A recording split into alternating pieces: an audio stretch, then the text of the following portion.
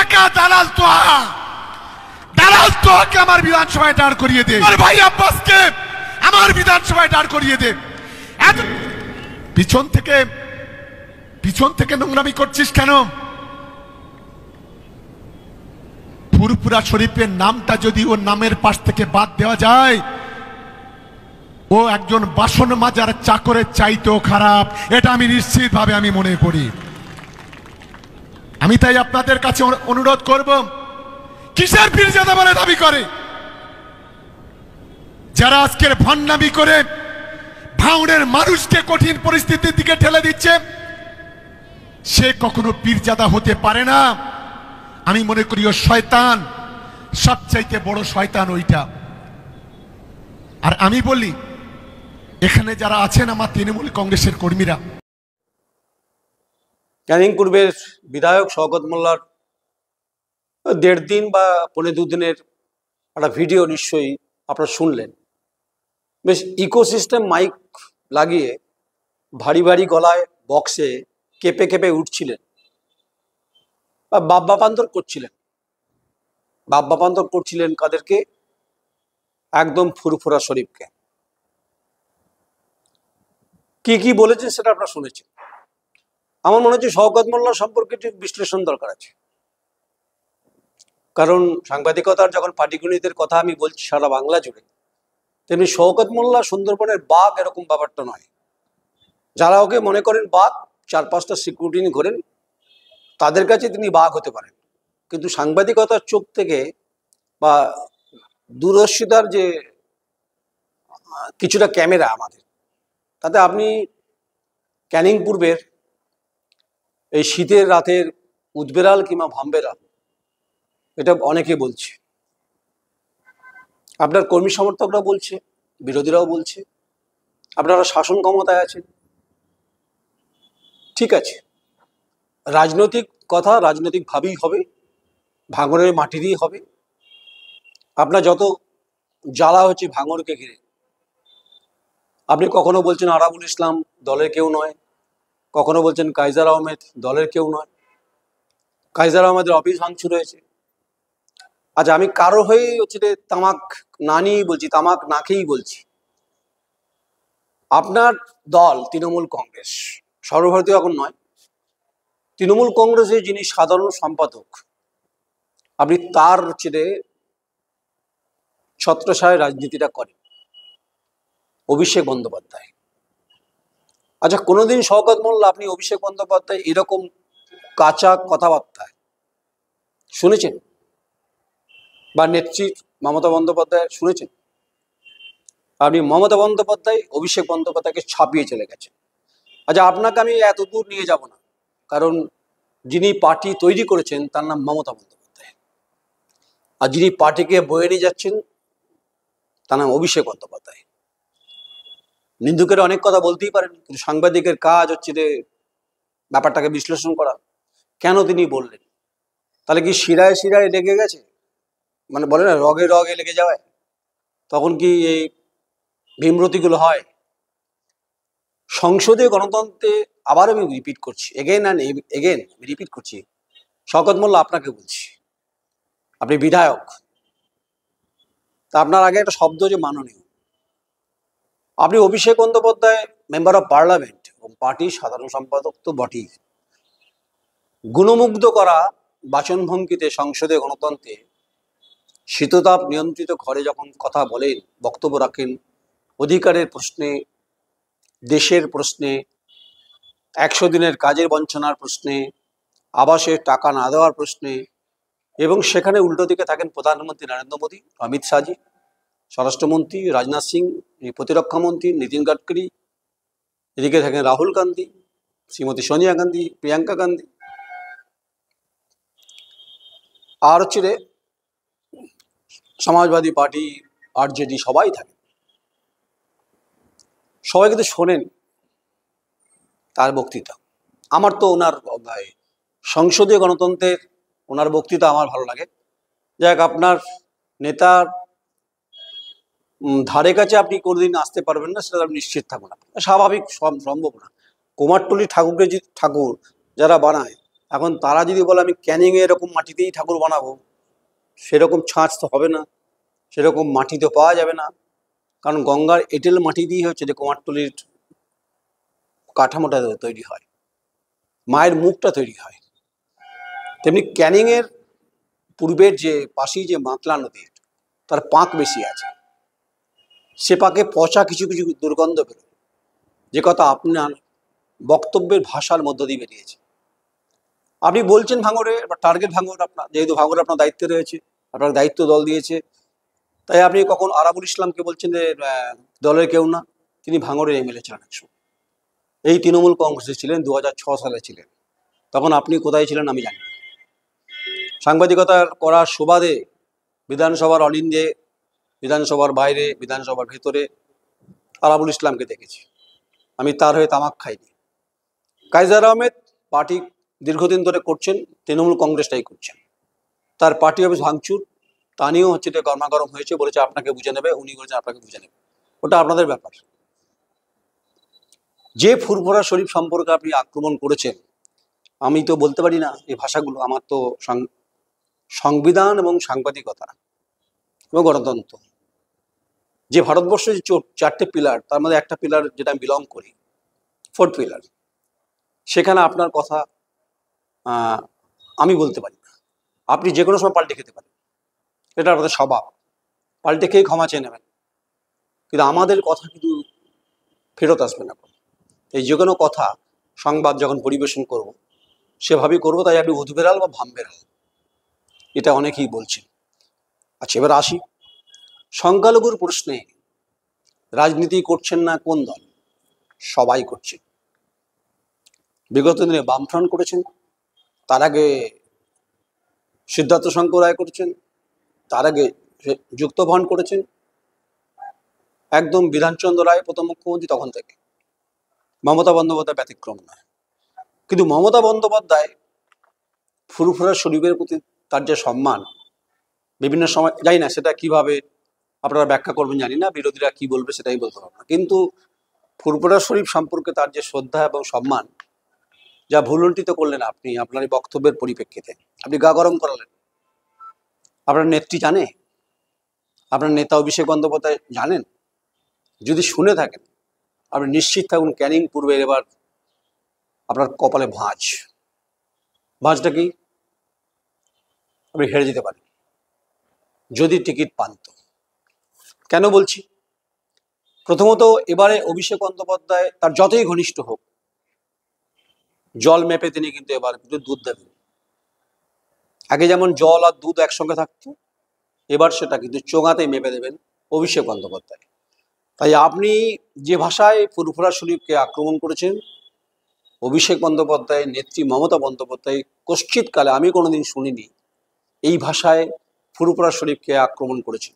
তিনি বারবার ছুটে গেছেন, যখন তিনি রেলমন্ত্রী ছিলেন তখনও ছিলেন, যখন তিনি নরসিংহাজির প্রধানমন্ত্রীর আমলে মন্ত্রী ছিলেন তখনও গেছেন, আর তিনি যখন 3বারের মুখ্যমন্ত্রী, চতুর্থ হওয়ার দৌড়ে অনেক কথা বলছেন অনেকে, তখনও বারবার করে গেছেন। অনেকে অনেকভাবে ব্যাখ্যা করছেন, আমি ব্যাখ্যাতে যাব না। আপনি নাম ধরে ধরে বলছেন তহা সিদ্দিকী, তোহা সিদ্দিকিটা বলেননি, তোহা পিরজাদাও বলেননি, তোর কাকা দালাল, নিশ্চয়ই ভিডিও শুনেছেন। একজন নির্বাচিত জনপ্রতিনিধি গণতান্ত্রিক ব্যবস্থার উপর দাঁড়িয়ে তার ক্যানিং পূর্বের মানুষের কাছে কি বার্তা যাচ্ছে, এটাই খুব গুরুত্বপূর্ণ। কেন ফুরফুরা শরীফের যে ঐতিহ্য এবং তাদের যে তারা যে ধর্মীয় গুরু, তারা ইসলাম ধর্মের যে কথাগুলো বলেন, প্রচুর গুণমুগ্ধ মানুষজন আছেন যারা ক্যানিং পূর্ব পশ্চিমে বসবাস করে। সুবিস্তৃত ইতিহাস রয়েছে তাদের, মাতলা নদীর মতো অনেক বড়। যিনি বলেন যে বঙ্গোপসাগর প্রায় হতে পারে, তাদের এই পরম্পরাকে আপনি একদম আঘাত করেছেন, এটা আমার আপনার বক্তব্য আমার মনে হলো। আচ্ছা, আপনি চ্যালেঞ্জ করেছেন যে তোর ভাই আব্বাসকে আমার কেন্দ্রে দাঁড় করা। আমার মনে হয় আব্বাস সিদ্দিকী যদি বুক খোলে, আপনি জেনে রাখুন আপনি গর্তে ঢুকে যাবেন, এটা আইএসএফ বলছে। আর আব্বাস যেভাবে ব্যাট করে, যে চড়া গলায় কথা বলে, আপনার থেকে বেশি ডেসিবেলেই কথা বলতে পারে, এবং সেটা যখন রাজনৈতিক মঞ্চে যখন তিনি বলবেন, তার জবাবটা তিনি সেভাবেই দেবেন বলে আমার কাছে মনে হয়েছে। তাই এবারে যদি জোট হয় আর না হয়, তা সত্ত্বেও ক্যানিং পূর্বে আপনার কথাবার্তায় মানুষ উদ্বিগ্ন, উৎকণ্ঠা প্রকাশ করছে বিভিন্ন সময়। আপনি আরেকটা কথা বলেছেন যে কিসের পীরজাদা, শব্দটা আমি বলতে পারবো না, বলা ঠিক নয়। একজন বাসন মাজার চাকরের থেকেও খারাপ। আমি আপনার বক্তব্য কিন্তু তুলে নিলাম মাত্র ছাকরির মতো। আচ্ছা, আপনি ভাবুন যে ফুরফুরা শরীফের পীরজাদা যারা বংশ পরম্পরায় ঐতিহ্যকে ধরে রেখেছে, সেই পীরজাদাকে বলছেন যে একটা বাসন মাজার পীরজাদা যদি ফুরফুরা শরীফ যদি নামটা সরি না হয়, তার বাসন মাজারও কাজ তিনি পাবেন না। যদিও নওশাদ সিদ্দিকী বলেছেন যে তিনি বিক্রি হলে 300 কোটি টাকা হলে ভেবে দেখবেন, 3 কোটিতে তিনি বিক্রি হবেন। নওশাদ খুব এই মুহূর্তে নিপাট, রাজনীতিতে যথেষ্ট ভালো বক্তব্য রাখছেন, বলছেনও তাই। রাজনীতিতে কাদা ছোড়াছুড়ি পরম্পরা পশ্চিমবঙ্গে আপনি নতুন করেছেন না। অনিল বসু থেকে শুরু করে অনেকেই করেছেন বামফ্রন্টের জমানায় মমতা বন্দ্যোপাধ্যায়কে। আবার মমতা বন্দ্যোপাধ্যায় কিন্তু জ্যোতি বসু থেকে বুদ্ধদেব ভট্টাচার্য কাউকেও ছেড়ে কথা বলেননি।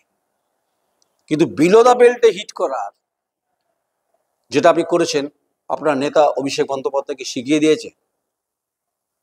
যদি শিখিয়ে দিয়ে থাকে তাহলে বলতে হবে আপনার পরাজয় নিশ্চিত।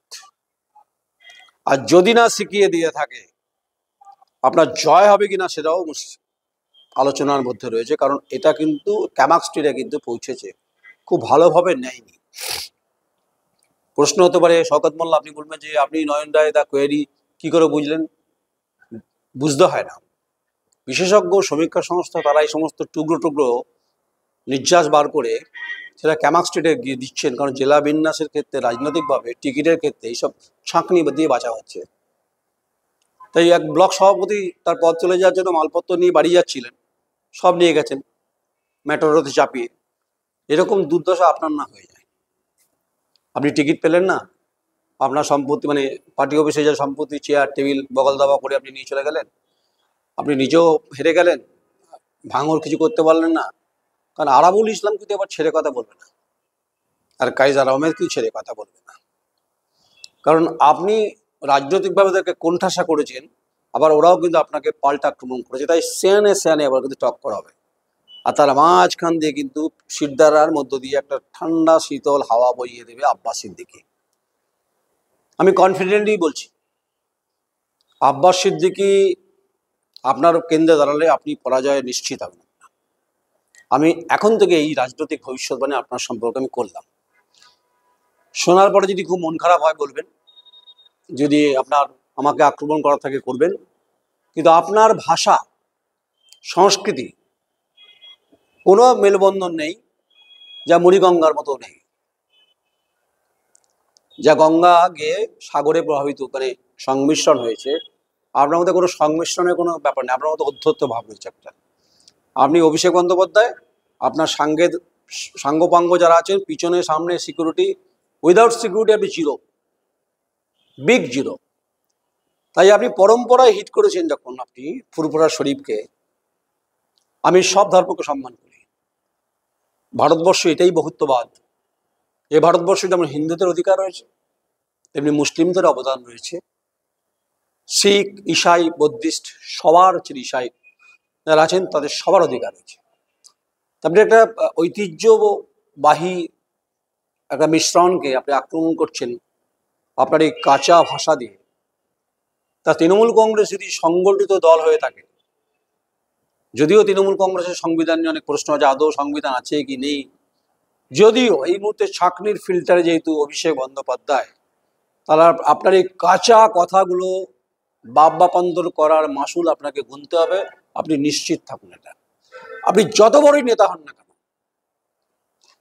কশ্চিৎকালে আপনাকে আমি 21 সাল থেকে বিধানসভাতে খুব একটা বলতে দেখিনি কিছু, কারণ বলতে গেলে পড়াশোনা লাগে, বলতে গেলে ভাবধারা লাগে, বলতে গেলে এলাকার সামগ্রিক উন্নয়নের ক্ষেত্রে ভূমিকা লাগে, বামফ্রন্ট কি করেছে, কেন করেনি, তার ব্যাখ্যা লাগে।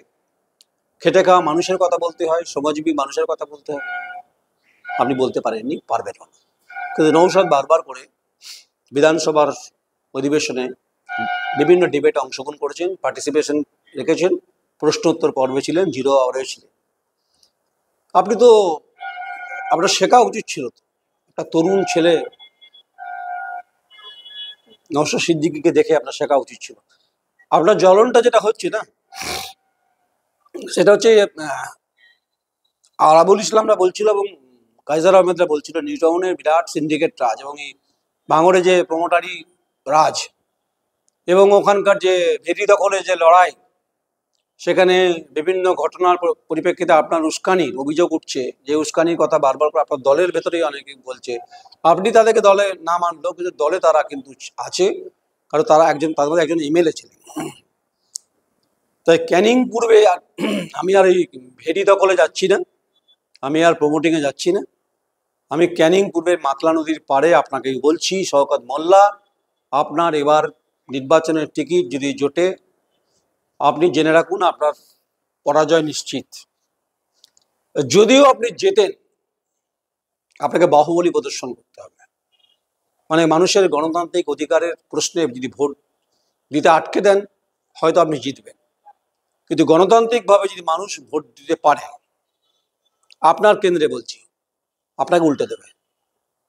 কারণ জনগণ কারো কৃতদাস নয়। আর আপনার চমকানিতে ধমকানিতে বাংলার খেটে খাওয়া মানুষ, ক্যানিং পূর্বের শ্রমজীবী মানুষ, পিছলে বর্গ, হিন্দু মুসলিম সমস্ত সম্প্রদায়, হিন্দু হোক মুসলিম হোক, যারা অনুন্নয়নের ছোঁয়া এখনো অবস্থায় রয়েছে, তাদের স্পর্শ করেনি। আপনার বিধায়কের ফান্ডের টাকা তাদের গায়ে পৌঁছায়নি, গতরে পৌঁছায়নি। তারাই হয়তো শেষ কথা বলবে, যদি তারা ভোট বাক্সে ইভিএম পর্যন্ত পৌঁছতে পারে। তো বড় চ্যালেঞ্জ এটা। যদি পৌঁছে যায় তাহলে আপনার পরাজয় নিশ্চিত। আপনাকে অভিষেক বন্দ্যোপাধ্যায় যেতে হবে না, মানুষ আপনাকে ওই জায়গাটাতে উল্টে দিতে পারে। কারণ আপনাকে নিয়ে অনেক কথা হচ্ছে এই মুহূর্তে বাংলায়। আপনি বীরভূম অনুব্রত মণ্ডল নন, বা আপনি কাজল শেখ নন। আমি বলছি জাস্ট এক্সাম্পল, আপনি একটা বিধানসভার একটা বিধায়ক মাত্র। বা আমি মানতাম আপনি যদি পুরো জেলার দায়িত্বে রয়েছেন দক্ষিণ চব্বিশ পরগনায়, তাও নন। তাই ফুরফুরা শরীফকে আপনি আঘাত করে মমতা বন্দ্যোপাধ্যায় আঘাত করেছেন আপনি, মানে আপনার দলনেত্রী ও মুখ্যমন্ত্রী রাজ্যের মুখ্যমন্ত্রী, আপনি দলনেত্রীকেও আক্রমণ করলেন। কারণ ঘুরিয়ে, কারণ মমতা বন্দ্যোপাধ্যায় এখনো বলছি দায়িত্ব নিয়ে ফুরফুরা শরীফের প্রতি ওনার একটা সফট কর্নার রয়েছে, এবং যেভাবে বাবান্তর আপনি করেছেন সেটা কিন্তু মমতা বন্দ্যোপাধ্যায়ের হৃদয়ে রক্ত মাংসের গড়া মহিলা, একজন সংগ্রামী মহিলা, তার গায়ে লেগেছে। লাগাটাই খুব স্বাভাবিক, লাগবে, এটাই খুব স্বাভাবিক, কারণ তার কাছে তো খবর যায়, কারণ তার নেটওয়ার্ক কিন্তু বিরাট। আর অভিষেক বন্দ্যোপাধ্যায় যখন একটা উত্তরণের পথ খুঁজছেন, চেষ্টা করছেন খোঁজার, তার কাছে সে একটা, তার যে ইমেজ রাজনৈতিকভাবে দেখুন কে কীভাবে ব্যাখ্যা করছে বলতে পারবো। সংসদীয় গণতন্ত্রে তার ভূমিকা, বক্তব্যগুলো অত্যন্ত গুরুত্বপূর্ণ। তাই আপনার এই কাঁচা ভাষা এবং ফুরফুরা শরীফকে আক্রমণ করা এবং আব্বাস সিদ্দিকীকে দাঁড় করা এই কেন্দ্রে, আপনাকে আমি বলছি ক্যানিং পশ্চিমের এবার প্রার্থী চেঞ্জ হবে। পরে কাসেম সিদ্দিকী বসে আছে, আপনি মিলিয়ে নেবেন কি ফলাফল হতে পারে। প্রার্থী ওখানে একজন সংখ্যালঘু মুখ হবে, ভয়ঙ্কর মুখ হবে। আপনার দলের কথা বলছি, এবং আপনাকে নিয়েও বিকল্প ভাবনা আছে দলের। আপনি অ্যালার্মিং জায়গাতে আছেন, এটুকু আপনাকে বললাম। তাই আপনি যতই করছেন, আপনি ভয়ে করছেন, আতঙ্কে করছেন। নিজের সিটটা ধরে রাখতে পারবেন কিনা সন্দেহ আছে। আপনি পাশের সিটে গিয়ে লাফালাফি করছেন, আপনি বাজার গরম করছেন। ওখানে করুন, বাজার গরম করতেই পারেন। রাজনৈতিকভাবে আক্রমণটা রাজনৈতিকভাবে হওয়া উচিত। বলছি বাসন মাজতে হবে, হ্যাঁ, এই পীরজাতা শব্দ সরিয়ে দিতে হবে। জ্যোতি বসু, বুদ্ধদেব ভট্টাচার্য, মমতা বন্দ্যোপাধ্যায়, তারা কোনোদিন ফুরফুরা শরীফকে অসম্মান করেননি। কারণ ঐতিহ্যের এই প্রবাহ তারা সম্মান দিয়েছেন, তবেই তারা বড় নেতা নেত্রী হয়েছেন। আপনি সর্বহতে নেতা হওয়ার কোনো যোগ্যতা আপনার মধ্যে নেই, হতেও পারবেন না। আপনি একজন নেতা হতে গেলে তার যে বাচনভঙ্গি, তার যে শৈলী মনোভাব, তার যে কৌশলী বিষয়, শুধু 4টে সিকিউরিটি নিয়ে ঘুরলে আর চমকালে, সামনে লালবাতি জ্বললেই আপনি জনপ্রতিনিধি হতে পারবেন না। জনপ্রতিনিধি মানে হচ্ছে মাটির সঙ্গে মিশে থাকা, গন্ধমাকার স্মৃতিতে রিক্ত হয়, সিক্ত হয়, তাকেই জনপ্রতিনিধি বলা হয়। তাই এবার জনতার দরবারে আপনাকে বুঝিয়ে দেবে, যদি গণতান্ত্রিকভাবে ভোটটা ক্যানিং পূর্বে আপনি করতে দেন তো। আর যদি আপনি টিকিট পান, সে তো আপনি আপনাদের ভোট করাবেন। আর যদি এখানে গণতান্ত্রিকভাবে ভোট হয়, তাহলে বলছি যে আপনাকে এই শব্দগুলো পরে কিন্তু গিলতে হবে। যদিও শব্দ বেরিয়ে গেলে সেগুলো আর ফেরত না যাবে। তাই অপেক্ষা করুন, সময় পরিস্থিতি আপনাকে রেয়াত করবে না। আপনার দল অনেক নেতা নেত্রী হারিয়ে গেছে, মমতা বন্দ্যোপাধ্যায় নাম তার। তিনি জানেন কখন কাকে তুলতে হবে, কখন কাকে ফেলতে হবে। তিনি জাদুঘর কিন্তু আপনার দলের। এত ভালো ম্যাজিশিয়ান তৃণমূল কংগ্রেসে আর কেউ নেই, মমতা বন্দ্যোপাধ্যায় ছাড়া। রাজনীতির ম্যাজিশিয়ান বলছি। তাই আপনার এই বক্তব্য নবান্নের 14 তলা পর্যন্ত পৌঁছেছে, যা মমতা বন্দ্যোপাধ্যায় হৃদয়কে টাচ করেছে। কারণ ফুলপ্রসবের নাম করে আপনি অ্যাটাক করেছেন। আপনার জন্য ড্যামেজ কন্ট্রোল রিপেয়ারিং করতে হবে মমতা বন্দ্যোপাধ্যায়কে। নিশ্চয়ই অভিষেক বন্দ্যোপাধ্যায় করবে, কারণ ওই অঞ্চলে কিন্তু বিরাট অংশের মানুষ কিন্তু ফুলপুরা শরীফের ধর্মাবলম্বী। তারা পীরজাদাদের সম্মান করেন, মানে। এটা আমার মনে হলো আপনাকে এটা বলা। আমার শব্দ আপনার কর্ণ করে পৌঁছলো ভালো। তা আপনি রয়্যাল বেঙ্গল টাইগার নন, আপনি সামান্য উদবেড়াল, ভামবেড়াল বলছে অনেকে। ওই অনেকে বলেন যে বাঘের মতো দেখতে, কিন্তু চিৎকার করে ছাল পরে, সেরকম ব্যাপার। তুমি সেরকম চিৎকার করছি। যদি আমার এই প্রতিবেদন ঠিকঠাক হয়, অবশ্যই কমেন্টস করবেন, গণতান্ত্রিকভাবে করবেন, করার অধিকার আছে। তাই কোনো শব্দ, বাক্য যে কোনো রাজনৈতিক দল যদি প্রয়োগ করে, আমি নয়ন রায় এই সংবাদ করবো। এটাই আমার গণতান্ত্রিক ফোর্থ পিলারের ভূমিকা। সংবিধানে আমাকে সেই ফোর্থ পিলারের যে সীমারেখা, সেটা মেনেই এই কথাগুলো বললাম। বক্ত আর সময় খুব গুরুত্বপূর্ণ, শওকত মোল্লা। নমস্কার।